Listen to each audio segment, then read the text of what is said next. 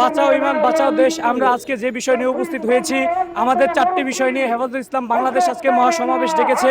তার মধ্যে প্রথম যে বিষয়টি, সেটি হচ্ছে নারী সংস্কার কমিশনের যে দাবি তারা করেছে, এই দাবি সরাসরি কোরআনের সাথে সাংঘর্ষিক দাবি, স্পষ্ট কোরআন বিরোধী একটি দাবি।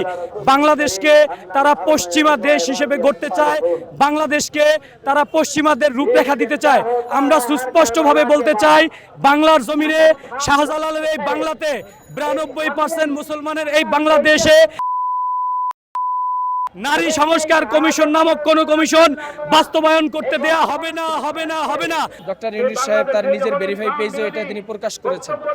তিনি 95% মুসলমানদের দেশে একটা আইন বাস্তবায়ন করবে, একটা নীতি, একটা কমিশন চালু করবে। এটা তো ধর্মপ্রাণ মুসলমানদের প্রতিনিধিত্বের সাথে পরামর্শ করে করা উচিত ছিল। এটা তিনি চরম ভুল করেছেন এবং এটা যদি জারি রাখে তাহলে তার চরম মূল্য দিতে হবে।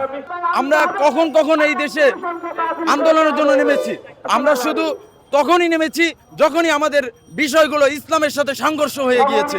আমরা অধিকার দেওয়ার পূর্বেই আল্লাহ তাআলা তাদেরকে আমাদের থেকে একবারে উচ্চতর সম্মানের মর্যাদায় আল্লাহ তাআলাই রেখে দিয়েছে।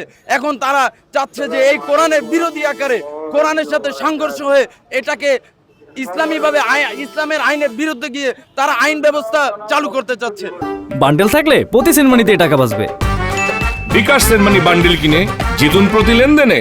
আমাদের মৌলিক দাবিগুলোর মধ্যে একটা হচ্ছে শাপলা গণহত্যার বিচার এবং শাপলার সাথে সম্পৃক্ত হেফাজতের যে সমস্ত নেতাকর্মী আছে তাদেরকে যে মিথ্যা মামলায় তাদেরকে জর্জরিত করা হয়েছে, সেই সমস্ত মিথ্যা মামলা প্রত্যাহার করা আমাদের মৌলিক দাবিগুলোর একটা। বিতর্কিত যে নারী কমিশন গঠন করা হয়েছে, এইটার ক্ষেত্রে আমাদের মূলত ব্যাখ্যাটা হচ্ছে এরকম যে এই নারী কমিশন যে প্রস্তাবনাগুলো দিয়েছে এই অন্তর্বর্তীকালীন সরকারের কাছে, সেখানে ইসলামের সাথে সাংঘর্ষিক এবং কোরআন বিরোধী অনেক সংস্কার প্রস্তাবনা সেখানে রয়েছে, যেটা আমাদের 90% ধর্মপ্রাণ মুসলমানের এটা তাদের সেন্টিমেন্টের বিপক্ষে যায়। আমরা জানি যে একটা সে করে কিন্তু সেটা হারাম।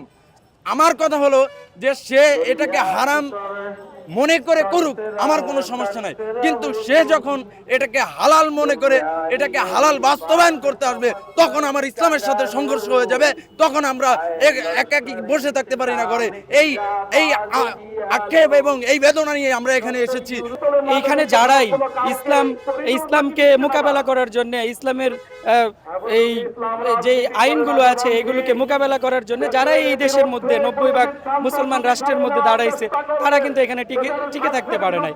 সুতরাং যদি অন্তর্বর্তীকালীন সরকার যদি এমন কোন স্টেপ নেয় যে 90% মানুষের এই সেন্টিমেন্টকে উপেক্ষা করে যদি এটাকে বাস্তবায়ন করতে চায়, সেক্ষেত্রে ধর্মপ্রাণ মুসলমান এবং হেফাজতে ইসলাম তাওহিদি জনতার ব্যানারে তারা এটাকে প্রতিহত করার জন্য তারা চেষ্টা করবে। এর আগে সর্বাত্মকভাবে তারা একটা সমঝোতার মধ্য দিয়ে যেন এটা বাস্তবায়ন না হয় সেই পর্যন্ত তারা অপেক্ষা করবে, কিন্তু যখন অপেক্ষার পালাটা শেষ হয়ে যাবে হয়তো তারা এটাকে যেন বাস্তবায়ন না হয় এটার চূড়ান্ত পর্যায়ে তারা যে কোনো ধরনের আন্দোলন সংগ্রামে তারা অবতীর্ণ হবে।